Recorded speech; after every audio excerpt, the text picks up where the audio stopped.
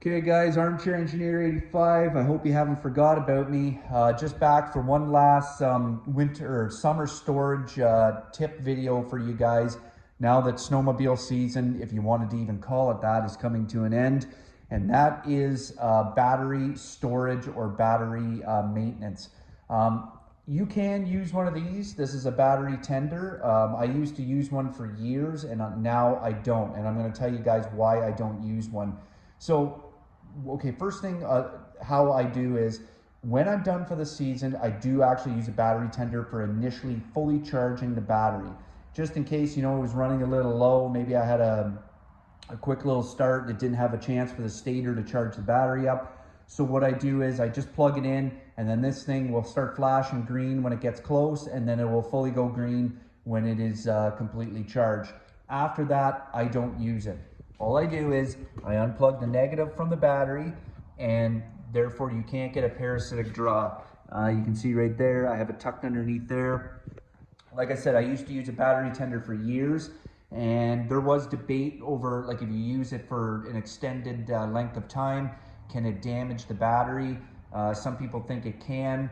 I think if you're using it for a year or less, that's okay, but I just don't find it necessary anymore. This battery here is on its 4th season, and every time I plugged it in at the start of the new snowmobile season, it fires right up and it holds its charge.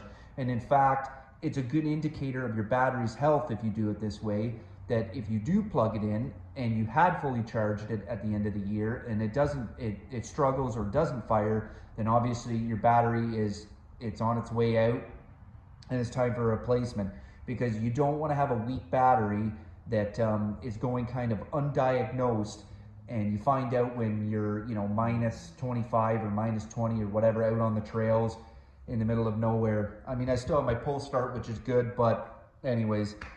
So I just wanted to give you that tip. I don't have a I don't have a problem at all with this method.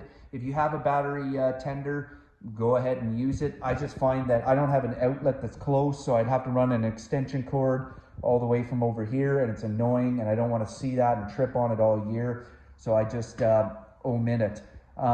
With a battery tender, not using one, I had a car battery, a little story, and I sold a car, and I took the good battery out and I put like a mediocre battery in, because the battery was only a year old, and I stored it and in my basement, and I fully charged it, and I set it on a chunk of wood without a battery tender. It sat there for 3 years, and when I put it in another vehicle to be used, it worked flawless after 3 years, just sitting there fully charged, didn't drain, there was nothing, no parasitic draw that could pull from it, and like I said, no battery tender at all. So, little food for thought. If you guys want to save some money and you don't have a battery tender, think about it. If you do have a battery tender and you want to use it, yeah, go for that too. Especially if you got that cool little port that they have now on the side for a quick connect.